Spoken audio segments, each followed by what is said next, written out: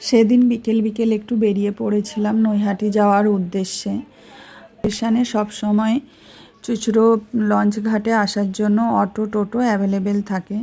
তো আমরা ব্যান্ডেল স্টেশন থেকেই চুঁচুড়ো চুঁচুড়োর লঞ্চ ঘাটে আসার জন্য অটো ধরে নিয়েছিলাম। তো অটো করে চলে এসেছিলাম।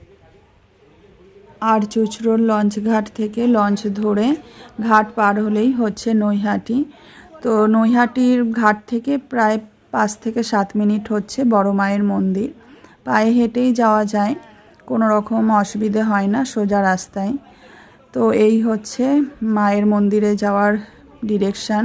আর তোমরা যদি কেউ ব্যান্ডেল হয়ে আসতে চাও মায়ের কাছে, এইভাবেও আসতে পারো, কোনো রকম অসুবিধা হবে না, সোজা রাস্তা। আর এই দেখো আমাদের লঞ্চটাও দাঁড়িয়ে আছে। আমাদের লঞ্চ ঘাটে আসতে একটু দেরি হয়ে গেছিলো, তাই আমি আর আমার মেয়ে দৌড়ে দৌড়ে লঞ্চটা ধরতে পারলাম, কিন্তু আমার হাজব্যান্ড ধরতে পারলো না। ও যেহেতু টিকিট কাউন্টারে টিকিট কাটছিল, তো ওর আর একটু বেশি দেরি হয়ে গেছিলো আসতে। তো চলো, আর কি করব, মনটা একটু বেশি খারাপ লাগছিল, যেহেতু বাড়ির থেকে একসাথে বেরিয়েছিলাম, তো একসাথে যেতে পারলে ভালো লাগতো।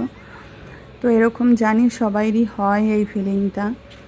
তো কি করব বলো, কিছু করার নেই। যখন আর মনটাও একটু ভালো করার চেষ্টা করলাম, গঙ্গার